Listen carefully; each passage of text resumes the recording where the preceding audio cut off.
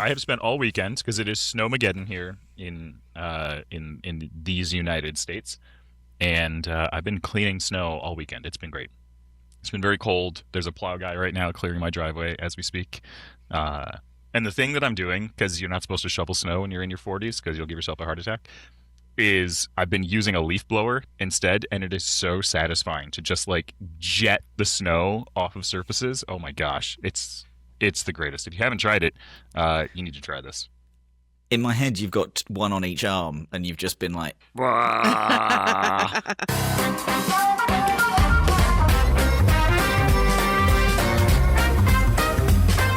Welcome back to a brand new season of Random but Memorable, everybody. Last year was a really good one for us. We won a Golden Signal Award, we brought on some additional new hosts, and to my surprise, the security game didn't infuriate me too much.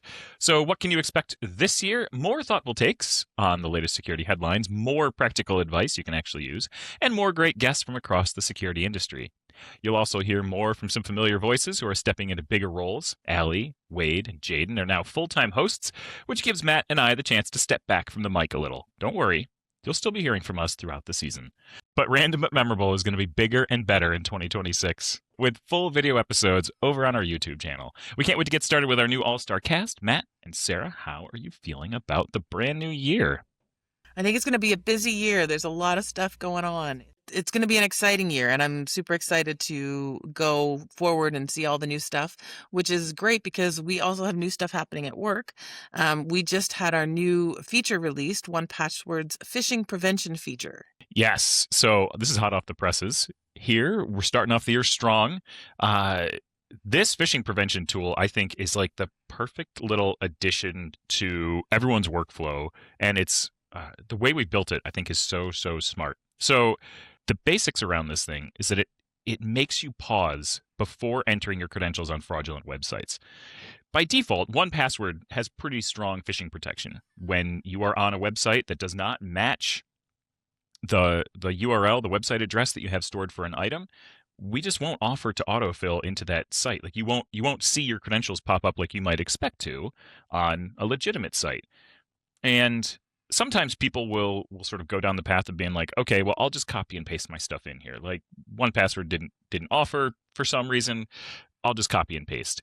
And it is at that moment that we jump in and we display a little alert. We go, hey, it looks like you're trying to paste your credentials into this website that does not match what you think this is. Like you're pasting credentials from this site. It doesn't match. So you might want to take a minute, and we give you that sort of little pause to go, hold on, is this legit or not? And I think that it's that pause that really matters, and this added layer of protection acts like as a second pair of eyes in this small but crucial moment. So yeah, I'm excited about it.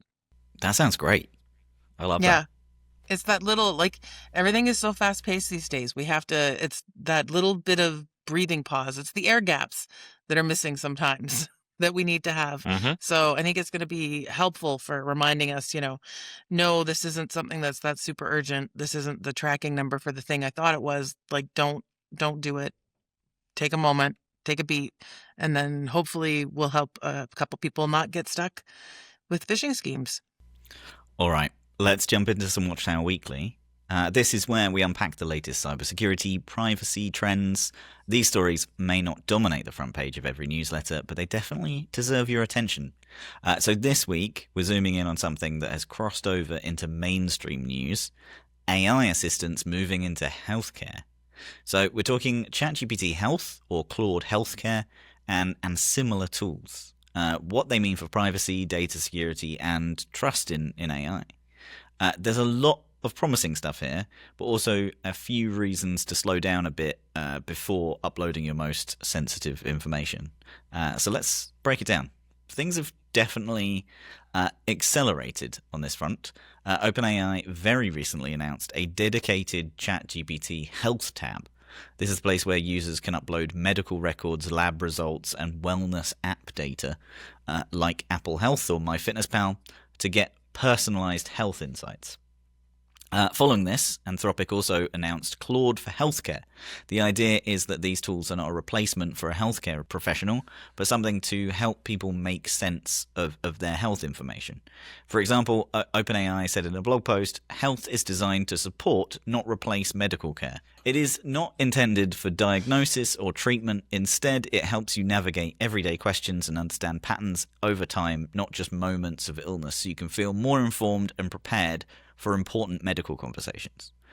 The skeptic in me thinks that people won't think of it like that, and people will begin to treat it as a qualified doctor, just as they, have any other kind of relationship with AI. Do you two feel the same? Yeah, I think finding healthcare diagnoses can be a challenge. If you have something that doesn't quite fit within the standard treatment of care and you've been to a couple specialists, you want to start throwing everything you can into these kinds of things and see what it can come up with. But also, I'm worried about the folks that don't, like here in Canada, again, we have universal healthcare. It's super wonderful. So I can just go to the doctor when something is weird looking.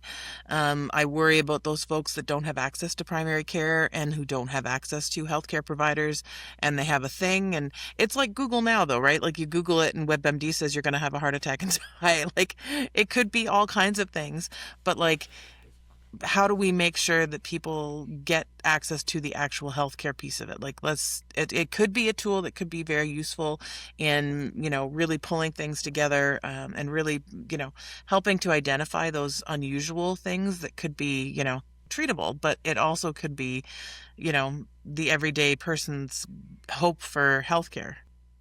I actually kind of love this because I think there's like a sliver of people that Claude might actually, or ChatGPT might actually move them into the center rather than like, you Google something, you can kind of continually search until you get the answer that you want.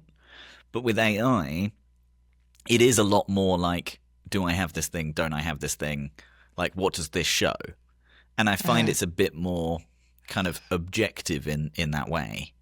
But the other side of it is, when you're Googling something, you are kind of giving them some information, but it's not really identifiable in the way that people are doing here. So I think, Rue, you're going to talk a bit about the kind of big privacy bells and whistles here. Yeah, on the surface, OpenAI has said that it's added extra privacy protections, such as like a separate chat history and like this purpose-built encryption and isolation mode that it's added. But it's also said that it won't use it to train foundation models, so it's not going to use your data to make their entire product better, which is fine and that's good. But I think the biggest thing is that there's no like HIPAA protection, which is a U.S. federal law that sets national standards for how doctors and practitioners have to protect your medical information. That doesn't exist. And those types of protections extend to traditional medical portals. I don't know if you have this in Canada or the UK, but like here, I have an account with my provider that I can log into, and it's where we can exchange information, we can exchange medical records and things like that. Like it is secure, it is purpose built for the medical provider, and it is regulated, I have to imagine. Whereas this is, we sort of have to take it on faith that this information is being kept secure. So like, I don't know, there's a big pause here that like sensitive personal info is just not protected in the same way, and I really don't know how or if I'm going to use this. Have you thought about this? Like, is this something you're like, yes, I'm going to upload my records, or is it like, we're going to hold out? I think it's interesting to get this type of these type of medical records to like gain access to them. Last year, we had some medical results come in within the family. We had some imaging work done, and the results came back, and like it was written by doctors for doctors. And we were like, I don't know what any of this means. And so I took the text, not the entire report. I didn't include like all the identifiable information, but I took like, here's what the tech wrote is like what they found. And I dumped it into ChatGPT and I said, make this make sense. Like tell me what this actually is. And it like broke it all down and was like, this is what this is. This is what this means. Like there is a piece of it that I find incredibly that I found that incredibly useful because it put us at ease of like, oh, I understand what this is, and like now this makes sense to me. The technology in this instance, I think, is incredible. Like I think using it like this for health data, as you've said, like, you know, I've got an X-ray, I've got some results, and it's like written by doctors for doctors. It's got like numbers all over the place and all that kind of thing. Like I think that's an incredible use of it. You know, we've got lots of different thoughts on it, and a lot of privacy advocates have thoughts on it as well, and they're busy raising a lot of red flags. So I think until the health and the data privacy laws catch up, users are essentially trusting the tech company's privacy policy and their terms of service to keep their medical histories safe. There are general data protection laws like GDPR, which apply, but they haven't been written with AI health tools in mind. So some critics are arguing that OpenAI could change the rules at any time as well. The bottom line is that we're entering into a new world, and regulators need to play catch up. Policymakers are usually slow to move, so it could be a while until we see some more formalized regulation here. I took a drink at the wrong time. Welcome to the video edition of Roundabout Memorable, where I realize I've just been drinking tea. That the whole time, I now realize I'm on camera. The notes were over the top. I wasn't looking at myself. I've now realized for the last 24 minutes I've just been drinking tea. Apologies. But that is huge, and it's not just a policy issue. There is a real kind of accuracy and safety angle here too. Large language models, whether ChatGPT or Claude, are trained to be helpful to give you an answer. Those models are getting more and more sophisticated every day, but it's still possible for them to get things wrong. In fact, if you look in the tiny, tiny text around any of these input boxes, it always says, AI might get this wrong. And this is what the industry calls hallucinations.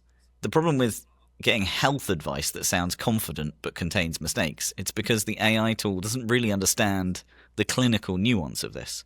And Anthropic says, Claude is designed to include contextual disclaimers, acknowledge its uncertainty, and direct users to healthcare professionals for personalized guidance. Still, there is a risk that people may act on information they think is watertight, but missing crucial context. Rue, Sarah, what do you think the solution here is? Do you think AI tools just need to put disclaimers in a much larger font? I think it comes back to people. I want to say you gotta realize you're asking a robot that could get things wrong, and like, it's one thing to get it and use it and for diagnostic stuff. It's another thing to go and use it and then seek treatment because of that. Like, the last thing you should do is be like, I did a bunch of research. Now, doctor, I need you to prescribe me this.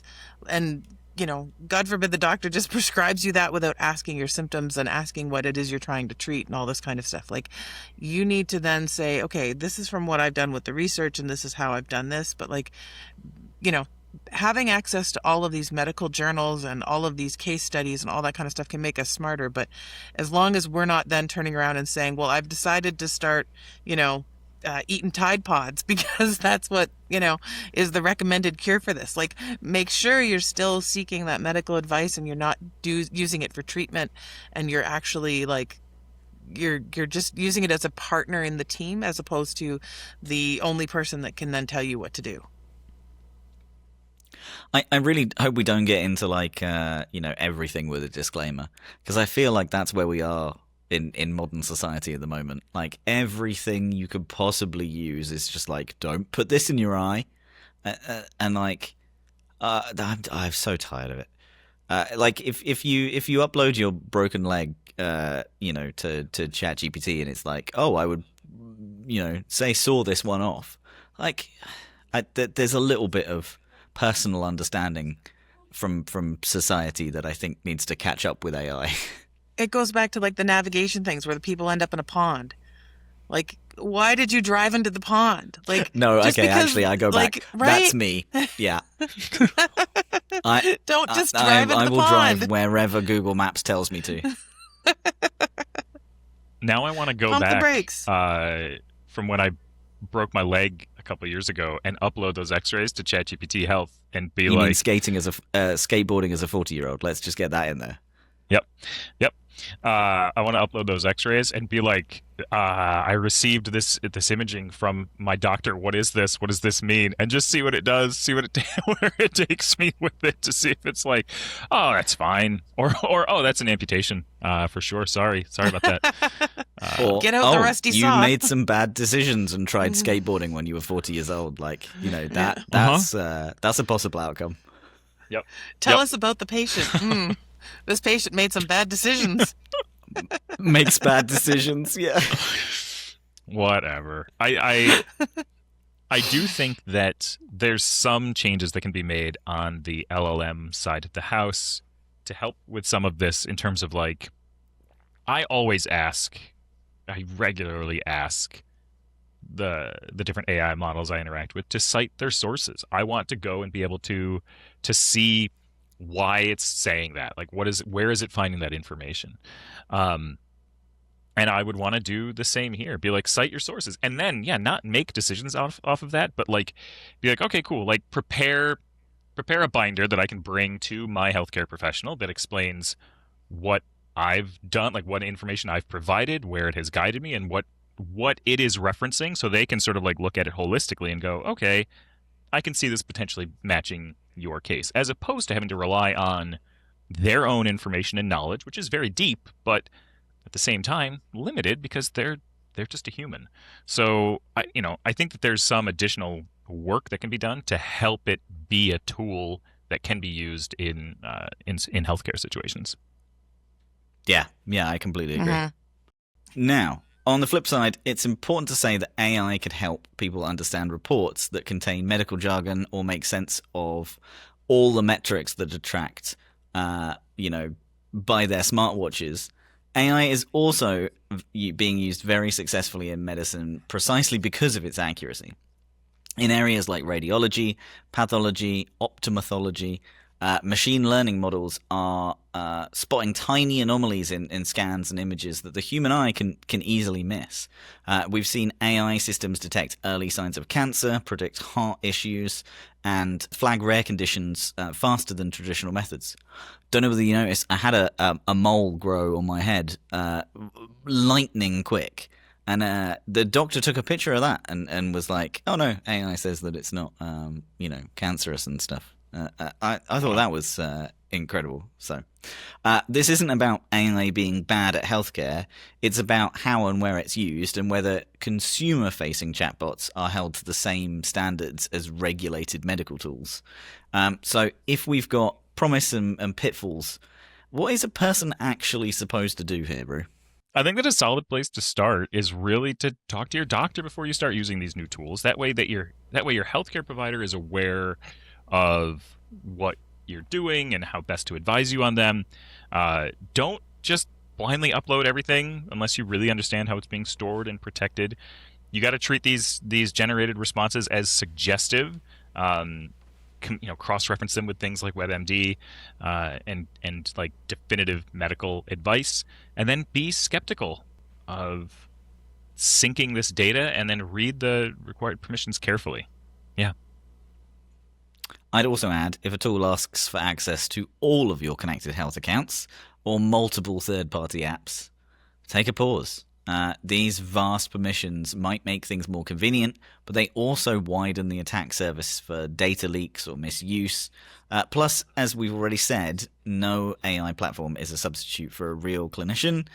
Treat it like a conversation starter, not like a diagnostician tool. Overall, do you think these tools will empower people in terms of their medical needs, or generally just make us a bit more anxious about our health? I actually think AI is more likely to make us less anxious, because I think, sometimes like when we talked earlier, like when you start clicking and you go down that dark web and you're like, what if it's this? And you just spiral out of, into the you have cancer, you're going to die. That's what it is. I think, like you said before earlier, Matt, like the AI tools, they don't try to hypothesize or figure it out. They're just looking at the pieces that you've given them, and it's still like, it's, no, pretty sure it's this. No, like I think there's going to be people that spend too long trying to dig and to make it turn into something, but sometimes it can just be a reassuring, like, it's fine, move on. As I always say, it's probably just wind. Nice. That's my diagnostician pal. Oh my god. I'm a pretty anxious person by default when it comes to medical diagnoses, and I sort of have a propensity to stick my head in the sand, which is not great. But because this is targeted advice, or this would be targeted towards me directly, maybe it would reduce some anxiety to like know that like what I'm reading at least is more tailored to my specific situation than like general WebMD advice, which is like, oh, that's definitely cancer. Yeah, so sorry, that's stage 4. Yeah, you're done. Yeah. Yeah. I think even just, being able to compare it against, health data. Well, these studies were done against men. Okay, you're a woman, Sarah. Your health data is going to be different. These numbers are based on this standardization, which is based on this, and this is, like just being able to try and pull it into reality and like just remind you of these sorts of things that I think a lot of us forget when we're looking at information. Like sometimes it's easy to see stats and numbers and say, okay, this is what it means, but it doesn't mean the same thing for you as it does for someone else. I think just trying to give you a little of that context, I think AI can help with that. So we will see. I think there's a lot of good points, and I think the AI tools are generally exciting to have, and they have a lot of potential to help us live longer, healthier lives. But we still have to figure out our relationship with these apps and how we're making sure they're safe and private and trustworthy, both on the technical and regulatory side. We will drop in links to all the articles on ChatGPT Health and Claude Healthcare, as we've discussed today in the show notes, so that you can explore this topic more, as you should. You should always investigate things before you do them. All right. So far today, we've talked a lot about big systems and how AI is starting to plug into the medical world and everything around us, but security doesn't stop at work. For the people who do this stuff for a living, security is also about protecting the people they care about most: partners, kids, parents, housemates. Maybe they're already warning their mom not to upload health documents into ChatGPT. So for this next segment, we're bringing some of our own security team from 1Password into the conversation, including our very own Wade, to talk about how security professionals actually protect their families. Not in theory, not in a policy doc, but in real life. I really enjoyed this chat with the team, so I think we can just go ahead and drop it in here. Wade, Tyga, welcome to the show. It's so nice to have you here. Before we dive in, do you want to sort of give a quick intro and introduce yourselves, talk about what you do here at 1Password? Yeah, I am the staff detection and response engineer. So I am the detection on the half of the response. So I am the guy who's detecting all the hackers trying to get into our network and protecting us. Nice. I am a senior security engineer. I just joined, about 2 months ago. So do the same thing as Wade for the most part, detection development, and also working out some cool automations here. Awesome. Well, so today we're gonna talk about we're gonna peel back the curtain on some of the internals of 1Password here. We get it's always fun to do these interviews with people who work here, because I think that it's always fun for our customers to see how stuff actually functions here. And today we're going to take a look through your work on the security team and talk about how some of that influences your home life and sort of like how you look at the world in general. So I think that like we'll kick off. Did working in security change how you think about protecting your own family? And like how do you think about like threats and like how much you should be locking down and stuff like that? Was that something you had in place like before you started working here, or was that something that you've sort of like developed as you've moved into the security space? I would say I had a little bit before working in security, but it's definitely hardened me more now that I am working. I will admit, like, there was a point where I was more paranoid than not. And then as I matured into the security world, I've kind of let that go and just accepted that this is going to happen eventually. And not just like put preventatives in there, but also put response actions. If something were to occur, how would I overcome it? And make sure like I have proper phone numbers written down, agencies to talk to, or things blocked, right? That's where I go with it. What about you, Tyga? Yeah, I'd say the same thing. Definitely when I first started out, especially after like undergraduate, there was this paranoid sense. And as I started to mature within this career field, I noticed that I can eliminate all these risks. So I think taking it from a risk perspective has influenced any kind of decisions or discussions that I've been able to kind of act upon. Because can't eliminate everything, but what are the things that we can do that would drive the most influence? So what are those like big areas that you focus on when you're securing family and home? Where do you put your efforts? There's like 4 that are the big ones, right? One is you keep everything you can updated. Whenever I'm anywhere and I like at a family, especially, and I see that they haven't updated their browser in a while, I go up to it and I just close it and then refresh. I'm like, you're updating that right now. Like that is the number one way you're gonna get something. So browser. The other big one is multi-factor authentication, right? You should have MFA enabled wherever and to the max that you can. Hopefully you're using passkeys, right? Your options. I think we've talked about passkeys in the past too. But there's plenty of other places. Usually it is a little bit of a push to get people in. There are several others, so I'll let Tyga say those. Yeah, mine would be fairly similar to what Wade mentioned, specifically around identity first and foremost. So this is going to be a biased opinion here since we all work at 1Password, but definitely using a password manager. Because I've seen folks,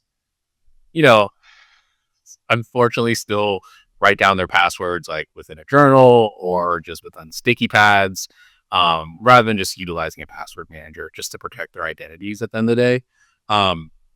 And another thing, there can be different opinions on this, but having some kind of, I'll put some air quotes, like parental restrictions within your own home network. So if you want to block specific websites or if you want to block specific domains that could target any kind of your family members or if someone's surfing the web, that's like another thing I try to enforce at home.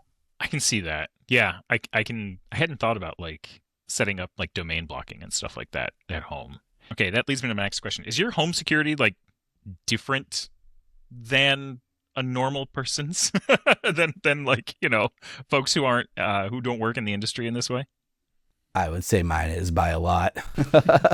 I definitely put in the effort and bought the equipment to enable customization, right? So I'm not using like your everyday home Wi-Fi system or router that your cable company gives you. I have upgraded to ones that I can completely control. So the big one there is having network segmentation. So not just having 2 different Wi-Fis, your 2.4 and your 5 gigahertz. I have those, and then I have one specially built out for different networks for, of course, like your IoT devices, right? Or even people who are coming over, I don't let them on my network. I put them on a guest network. Little things like that. Of course, there's also other things like DNS holes where you can block certain traffic that's going out. I don't go that hardcore just because if there is something wrong and my wife has a problem, I don't have to go and fix it.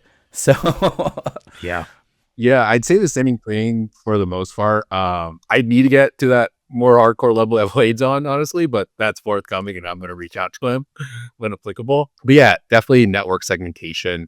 I do have like the standard Wi-Fi router, but I do create different, per se, like gateways. So there's these different zones that are being utilized for different purposes. So my home network, I have another network for any IoT devices, a guest network as well. And then one thing I put in a couple years back was adding like another layer of like a DNS filter.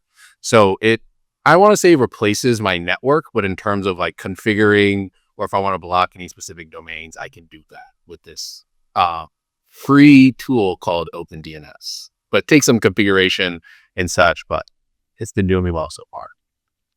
I was running OpenDNS on a Mac Mini in the basement for a short period of time, and then I ran into what Wade mentioned, where the other people in the house couldn't access certain things, and they were like, "Why is the internet broken?" I was like, "All right." So I have dialed that back a little bit. I do need to replace my router setup because I got an email from the manufacturer the other day. It said, "Hey, we're done supporting this device. It's not going to get security patches anymore." And I went, "Okay, that's the point where I need to actually do something about it." End of life is the big one, right? Like if you have any super old devices, that's the sad thing is you're going to have to replace them at one point. They can't just run forever. Yeah.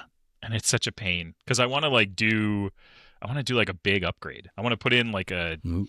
Unify system or something. That's in what the I house. have.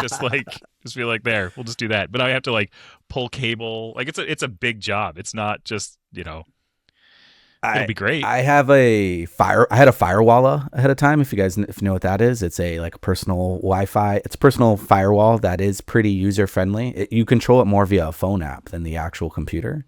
And I went to Unify, and those did not mesh well. So I had to go. I was like, you know what? Might as well go complete Unify. Now I have a reason. That's awesome. That's so cool. Okay, Tyga, I'm going to start with you on this one. Do you have a security habit that you consider non-negotiable within your house? Something that's just like, no matter what, this is the thing that's going to be in place. Yes. Whenever any family members receive like anything suspicious, whether it's like an SMS message or an email, to definitely consult me first before interacting with it. Because it's typically easy to spot for myself, but for my family members who are not working within the tech industry or cybersecurity in specific, those things just don't come like second nature kind of, right? So yeah, definitely consulting me with any kind of things they need to bring up. That's definitely a non-negotiable. Yeah, I can see that. My wife and I both, turns out very coincidentally, we both received traffic tickets yesterday, and we both got a very handy text to us and a group of 12 other people letting us know that we had traffic tickets, and there was a link that we could click to go and then like resolve the ticket without involving the authorities. So it was super helpful. You better pay that. Yeah. Yeah. Luckily, like I just deleted it, reported it as spam, and my wife was like, is this legit? No, it's not legit. Just delete it. We're fine here. So I love that practice, Tyga. I think that's great. What about you, Wade? My family has kind of an old one. We've used this since I was a kid. We all have a password to each other, a verbal password. Yeah. Yeah. So this is one that like my mom used to tell me, if someone is picking you up at school, they have to know the password. If they don't know the password, don't go with them. Yeah. And it was used with like my aunts and my uncles. And to this day, we still use that more of because I actually am on YouTube enough where my voice could be recreated and my likeness could be. So if I call them saying I'm in a jail in Tijuana, which probably is plausible where I'm located, I have to say that password in order to be granted some sort of leeway. I haven't had it work any way in the cyber world. I would say that's better than not, but it's still something that's always in the back of my mind and theirs. And my wife and I use it as well. Nice. Yeah, we have the same actually. We have a passcode that we gave. It's not something that I'd had when I was younger, but like it's something that we put in place with the kids. And I think that like certainly now with so the evolution of deepfakes and stuff like that, it's becoming more necessary because I think it's I'm sort of in the same boat, Wade, as you, of like I'm out there. I certainly plenty of voice samples exist. So yeah. Okay.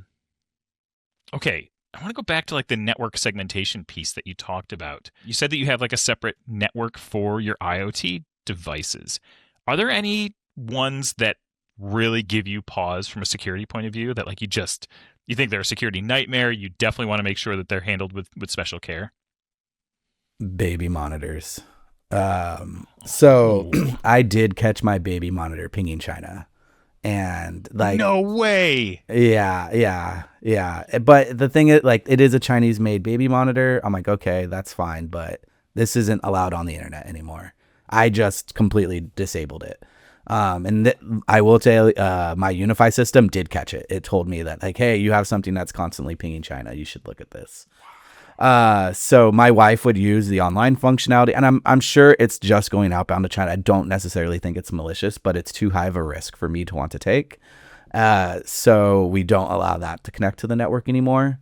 Any children's toys that usually go out, I do not allow them to connect to the internet as well. Those are like my two big ones. If I do, I put them on that special network. Or I get told to by my wife. That's the last. What about you, Tyga? Yeah, mine was fairly recent actually. And since I don't have a unified system, I didn't really check in, honestly, to see like where it was pinging. or possibly can kind of any outbound connections too. But it is with I think it's called iRobot, or it's the automated vacuum cleaner. It's like a circular thing. Mhm. There was some advisor that came out, but it mentioned something about how, since it's, made from China, that China was technically eavesdropping on potential just like chatter that was observed whenever the vacuum was actually running. And that was really concerning, but I had it on my guest network still, or I mean, on my IoT device network. But as soon as I saw that, I turned it off, unplugged it, deleted all and any information within my account. So, yeah. The one that I have that I don't like to connect to the internet, and I do it periodically just to install updates, I don't connect my TVs to the internet. And I'm actually curious to hear your take on this, because I've sort of like seen reports in the past of like, oh, like your TV is spying on you, your TV is reporting on your watch behavior and stuff. I have Apple TVs throughout the house. Like I have external boxes that provide the entertainment that I need. I don't need to rely on the TV manufacturer's built-in stuff. Am I off base here, or is this like a reasonable thing for me to not have them on the internet? That is definitely a reasonable thing. I know Samsung got caught listening to people and then giving you targeted ads. What I always think is funny, there was always like the urban legend that people could watch you through your TV since you could watch them. Like I remember hearing this back in the day, and now that's like theoretically true, which is the scary part. And TVs not being a smarter device, right, are going to be harder to secure and harder to control. I, for the longest time, never used a TV. I actually had a full-blown computer hooked up to the TV, and that's what I would use. It wasn't until recently when I realized none of the streaming services actually give you 4K through a computer. They only give it to you either through a TV or through one of those like TV device-esque, so a Fire Stick or an Apple TV. So I've now moved to Fire Sticks, but I'm the same with Wade. In my home, I just have all Fire Sticks. yeah. Okay. Yeah.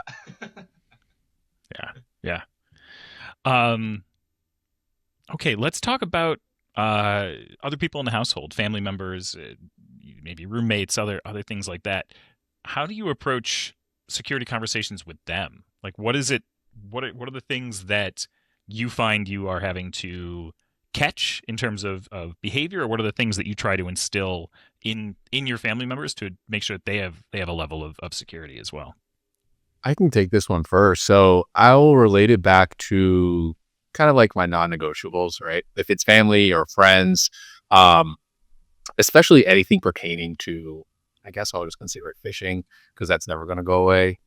If friends or family members ever receive something really urgently, I just ask them to just wait and, take a breather and just slow down and kind of process what they just received.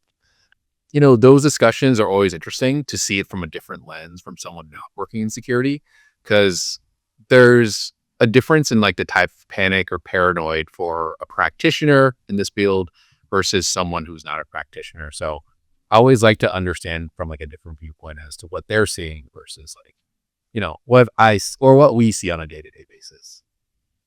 Yeah. What about you, Wade?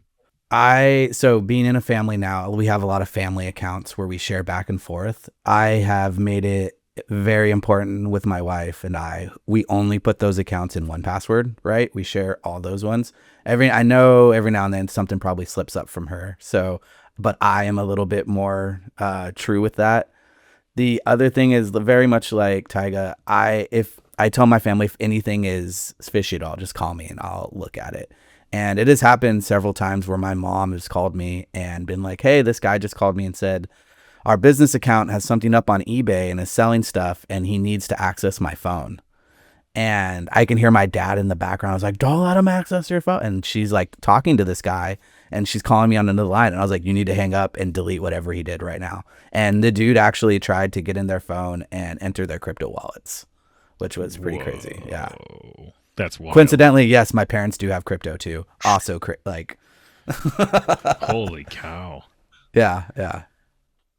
We of course, everyone in the household has 1Password, and we all are supposed to be using it. I still will see passwords that are being like that are obviously not in 1Password, or like I'll, like my daughter will go to log into something for school and I'll be like, oh, like just pull up the password. It's in 1Password. She's like, no, I didn't put it in there. It's like, you have to put it in there. That's where this stuff goes.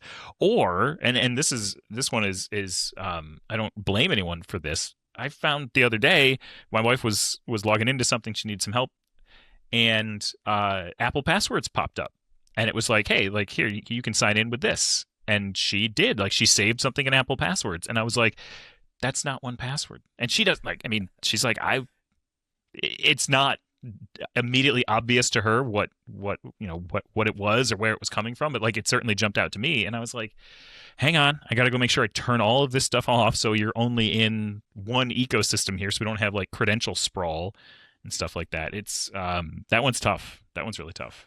That one's getting my parents on board for 1Password was very hard.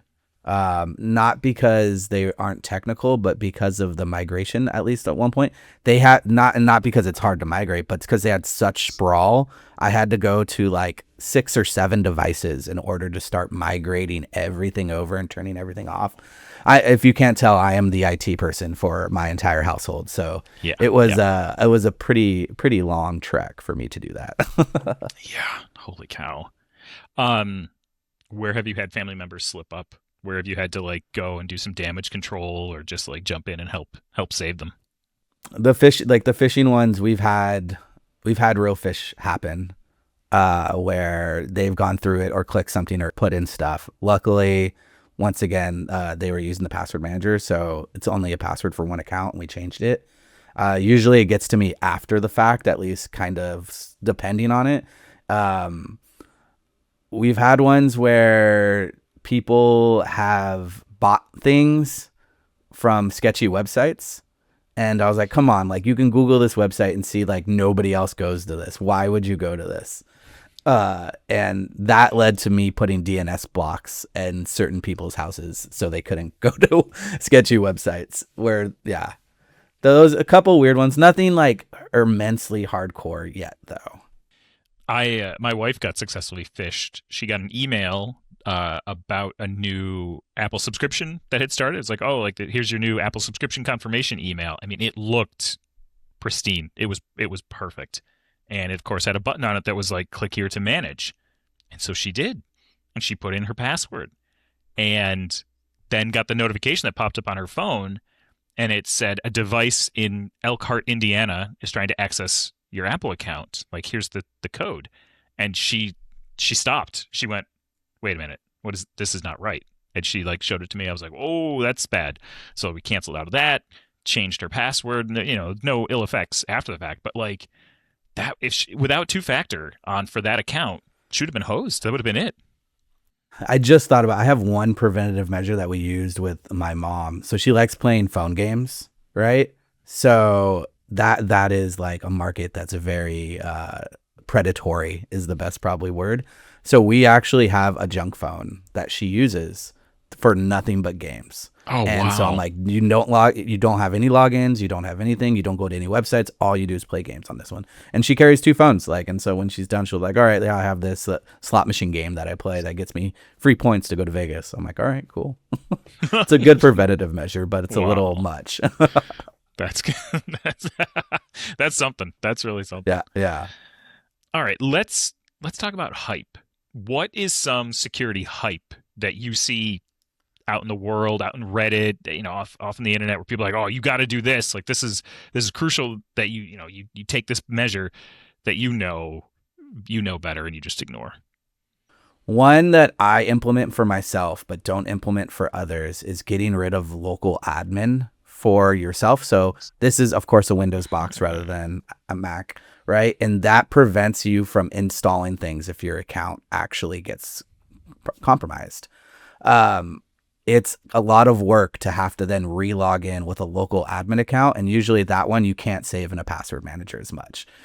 Maybe you have to use a fingerprint sensor because it's on the computer.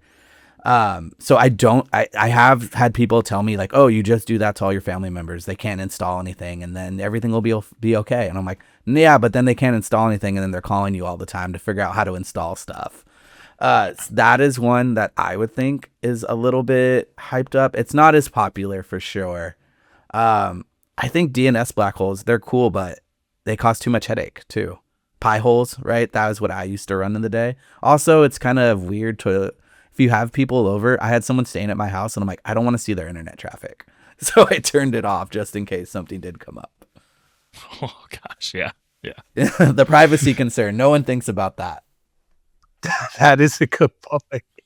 That's a very good point. Okay, what's the weirdest security question a family member has ever asked you? What's something that you just like came out of the blue and you're like, that all right, give me a minute. I got to think about how to answer this one. I've been asked to hack people many a times. From a family member? Yeah, they're like, hack me. And I'm like, all right, what's your definition of hack? Like, what do you want me to do here? Do you want me to pull out, like, I have a pineapple, which is like a Wi-Fi hacking device, and I can sit there and knock you off Wi-Fi for the whole day, or make an evil twin, right, that they'll log into, and then I get your password. Stuff like that. Or some people just want me to do OSINT on them and then be like, yeah, here's your address in 5 minutes. Like, it's out there. Those are some weird ones when you talk to people about working information security, they ask that. The other thing would be any questions just around like what we call OSINT, but like what other folks make us are like, oh, like how is my information just publicly accessible online? That's kind of like the basis. That's how like they word it. And those conversations are always so funny because I don't think, folks not necessarily within this career field understand that your data is just going to be publicly accessible. Like it can be from a data breach or it could be from like a specific website you signed up for. So like the blast radius is pretty huge depending on like what you sign up for these different apps and services. So yeah, I'd say anything pertaining to how my data is public kind of questions is always interesting. Tyga, can you define OSINT for our listeners? Yes.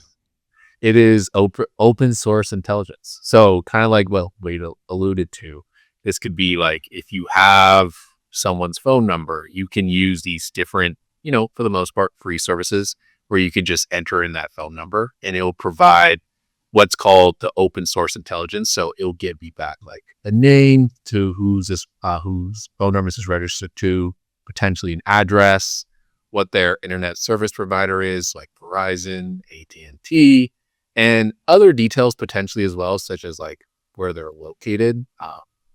And depending on the service as well, some other things such as like known addresses, criminal records and such. So yeah, there's a lot of information you can find online. This would be a fun future episode. We'll just have you guys go to town on Matt Davey, not me. We'll have you go after Matt and just lay his life bare for all to see. That would definitely be a challenge because he's in a different country. Yeah, that's right. Yeah, it would. I'm down. That's right. Random but memorable after dark. Oh gosh. All right, let's shift into advice. So what's one piece of advice that our listeners can put in place that'll protect their families, but it doesn't overwhelm them? The obvious one we're going to say is a password manager. So I'm going to try not to go with that one, but that is probably the biggest one, right? Complex passwords that are only used in a single space. After that, I will say MFA. MFA, everything you can. Try to use MFA that is not an SMS text message to you, if they allow that. If it is a key or that is like living on your phone, or a pass key that is stored in some type of manager, those are the better things, which sadly a lot of companies still haven't migrated away from. Yeah, I'll have to say trust but verify, which I know is just like a term used through and through, which can be used for phishing, emails, SMS, because at the end of the day, like whether someone internally reaches out to me, right? Like let's say Wade reached out to me and was asking me like some questions that, were fairly suspicious. I'm always going to just trust that this is actually Wade, but also perform some verification as well on my end, just to ensure that this is actually Wade. Nice. Yeah, that's a good one. I like that one a lot. What do conversations look like inside the security team? Like, do you all like share tips and tricks with each other? Like, is there advice that gets passed around? What do those conversations look like among security professionals that where you've learned something that you've brought home and like put in place? A lot of times it's sharing of new tools. I know Tyga, I know this is why he was thinking about phones earlier in that earlier question, is because recently one of our team members shared us a new OSINT tool for phones. And like, instead of, usually you'll look up a name and try to find a phone number. Not a lot of time. There's not a lot of great places where you look up a phone number and get a name. And this is one of those. And I put my phone number and it had my name and my address. And I was like, gosh darn it. Like, it's not what I wanted to see. So usually the sharing of tools is the bigger ability behind it. Most conversations are a little bit more technical as well, right? Like, we're not just talking about catching phishing emails. If like Tyga says, oh, this is phishing, I'm going to want to know 10 details deeper on why and what it looks like.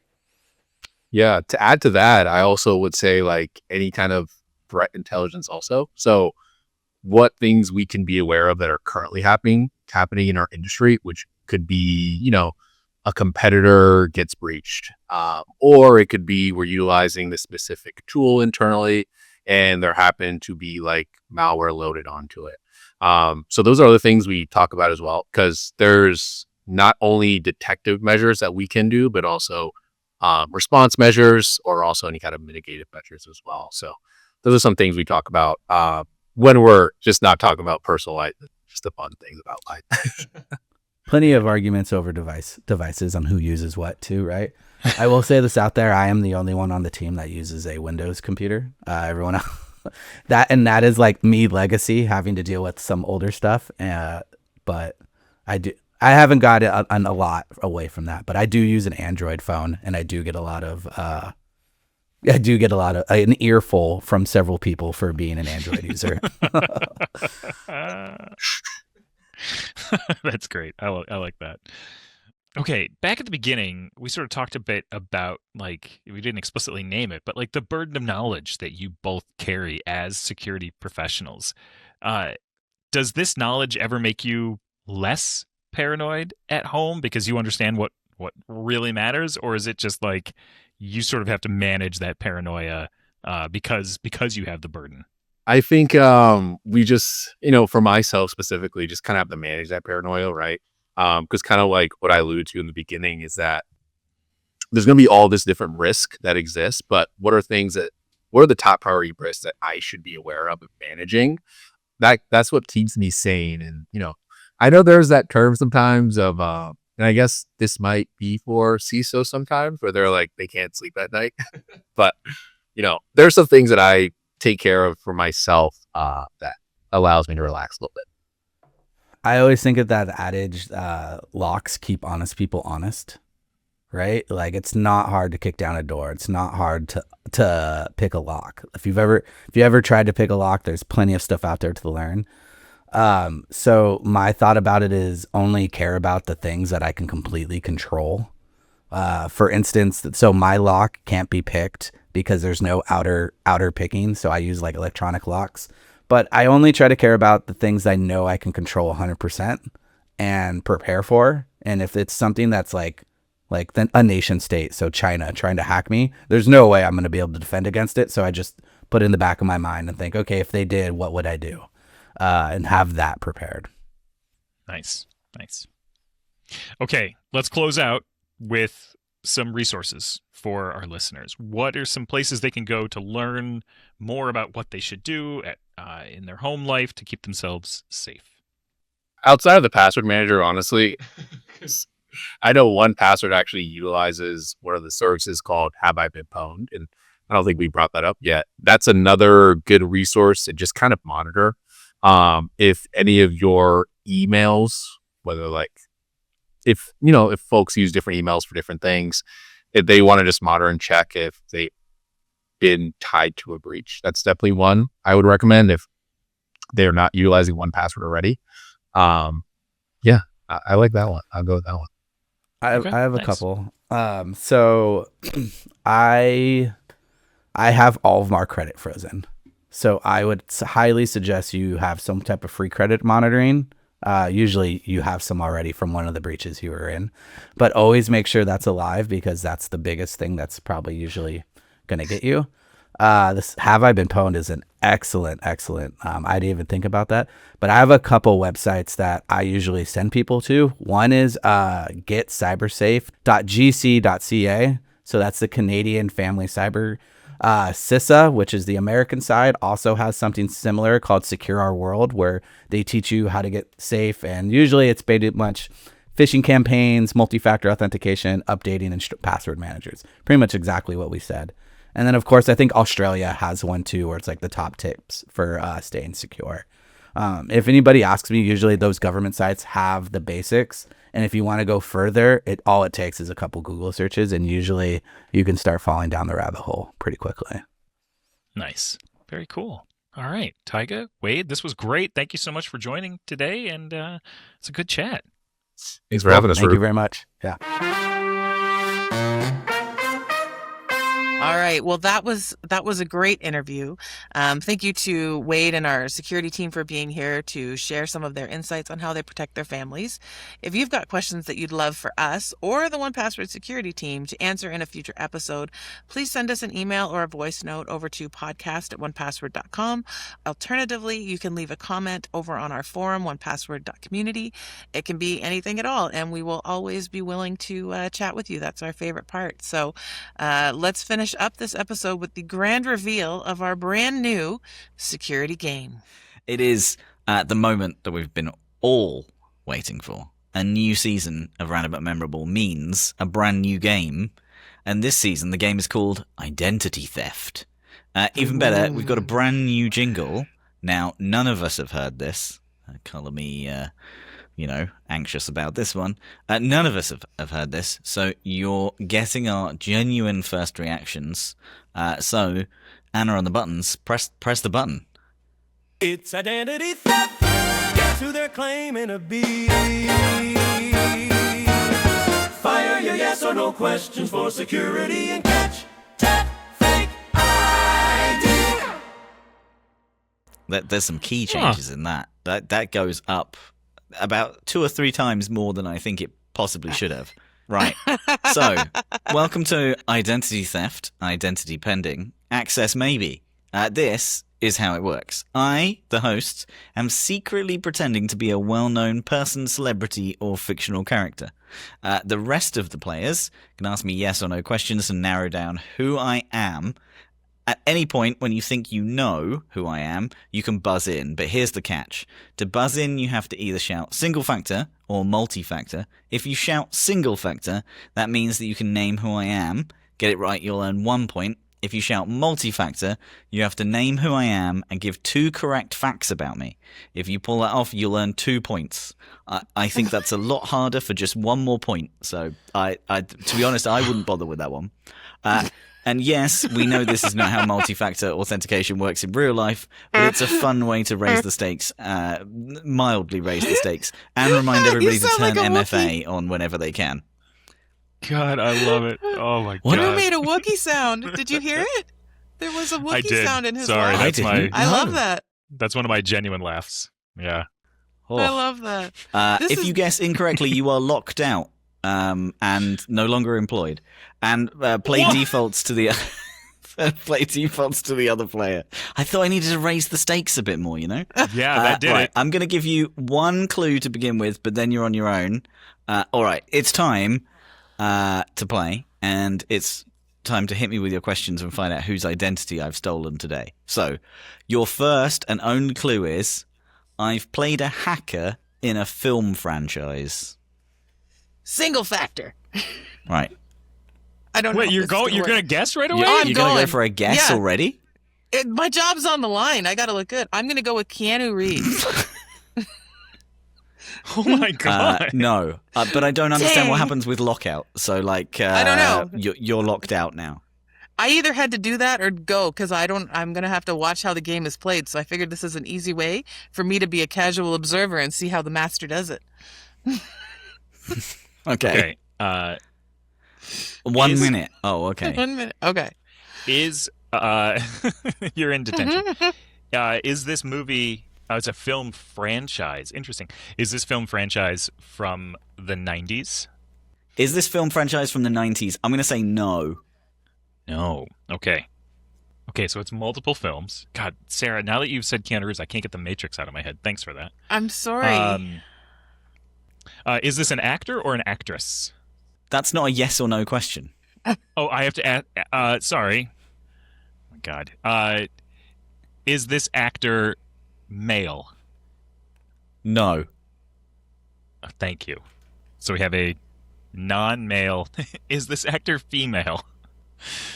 No. It's really going to narrow it down. What? What? You assumed that they were an actor. So the answer is no to both. Oh. Oh my It's God. not a male actor, and it's not a female actor.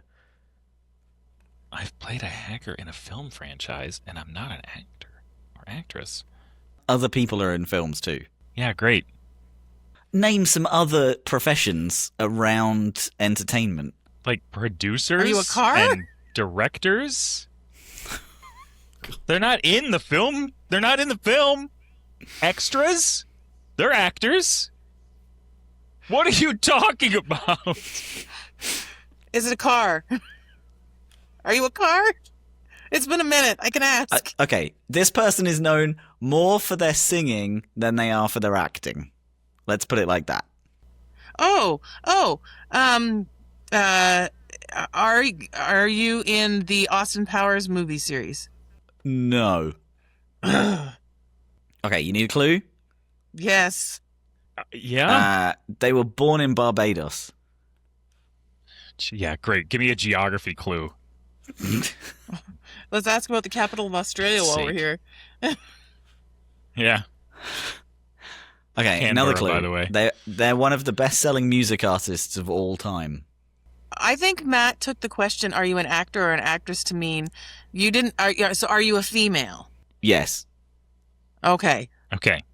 So So we have a female recording artist, a best-selling female recording artist who has played a hacker in a film franchise.